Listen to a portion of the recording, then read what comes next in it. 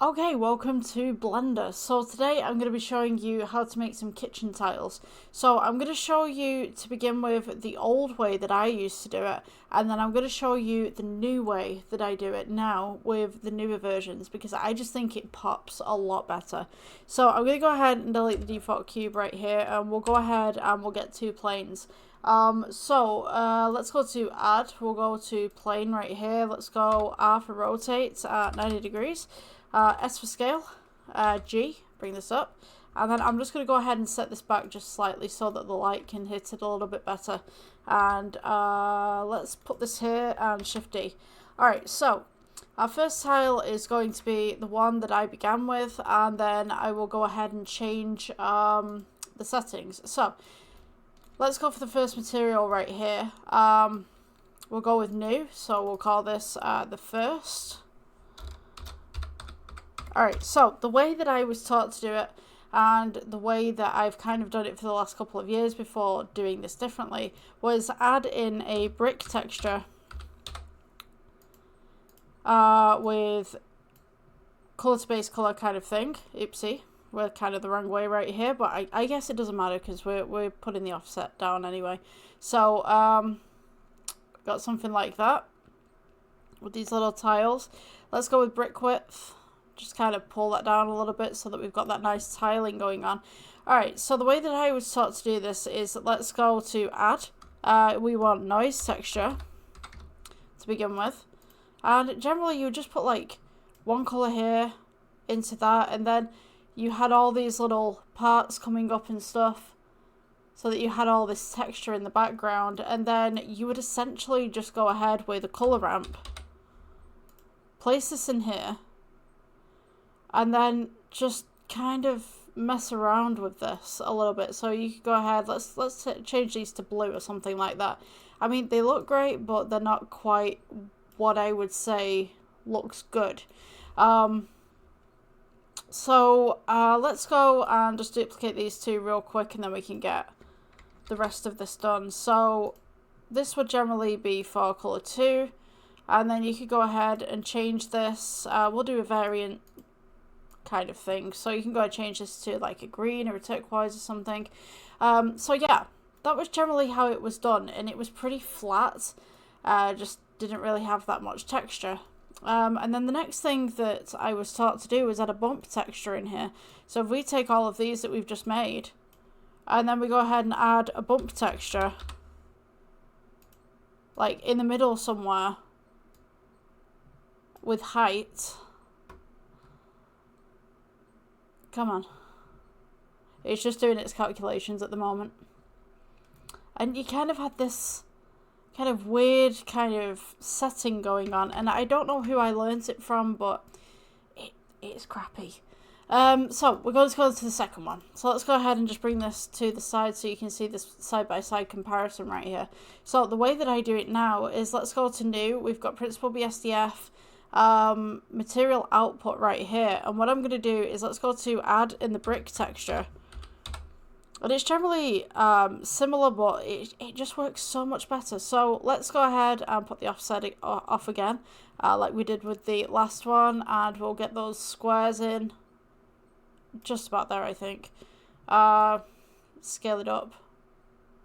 Alright, so what I'm going to do with this to begin with is I'm going to go ahead and I'm going to lower the mortar size to 0.1 so that it's thinner, it looks better.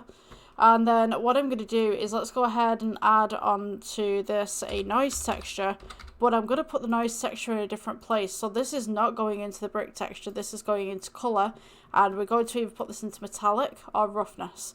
Now, at the moment, nothing's happening, apart from maybe just a slight bit at the bottom right here. We're going to go into the add bump texture. Place this in between. You want to go colour to height and up the distance. So now what you have is this textured tile that looks a little bit better than, say, this. And you can see the light reflecting off this compared to if we went to this one. It's very flat. So if we just kind of get those together, you can see how the light plays off that.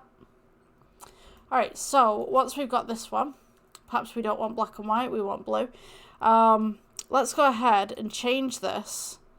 And sometimes you can get like little details as well, so you can change like a Veroni onto the roughness or something. But the brick texture itself, let's go ahead and add color ramp. So let's go color, color ramp right there. Okay, so now we can get kind of like a nice blue. And I just feel it pops a lot better. I just feel that the texture is so much better on that. Now, if you wanted to, you could go ahead and add a bump with the brick texture and the mortar. If it works for you, it works for you. We could go Shift D on this side and go for height for those bricks. I don't know how well it will work on this version, but again, you can just kind of get this kind of weird look to it where it's completely flat, and I don't get why people put bumps there. You know, I just feel that that is so much better to work with. You could go ahead and perhaps work with the mortar a little bit, so you can go with add, let's go with bump. So you could go with like the color 1, color 2 kind of thing. I don't think it would work. I'm going to be honest with you.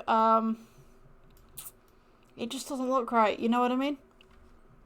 So leave the bumps off the brick texture because it just doesn't sit. It's apart from taking individual squares and putting them together, that's probably the closest that you're going to get to at least some good detail, because this looks so cartoony the way that it's done.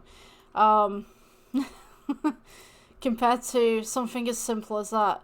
If you take the noise texture and the bump, duplicate these out, and then we go ahead and place the norm into the roughness right here instead of the metallic, we can get a completely different look with this when it decides to load in. And it's more reflective. I mean, if you were going to have like a wet pool or something like that, I mean, that's the kind of tile that I would use underwater. But you can really see the difference between the two kind of techniques right there. And if you wanted to, you can improve the distance on this metallic one just right here. So you can see a little bit more bumps. I thought I'd show you this technique because, yeah, the first one was the way that I was taught to do it. The second one isn't. If we can get this in render, so if I'm on, let's change this from Eevee to cycles, and get a plane under here. So S for scale, just for that plane. And then we render them. Where's that light gone? So if I take the light and I just kind of move it across as well, you can kind of see the distance, the difference even, but when it lets me select it. So if we press G, move this light. Come on. It's such a simple project, but the light won't move. Alright, so I'm going to go ahead and I'll render this in a moment. Alright, light's roughly in between the two.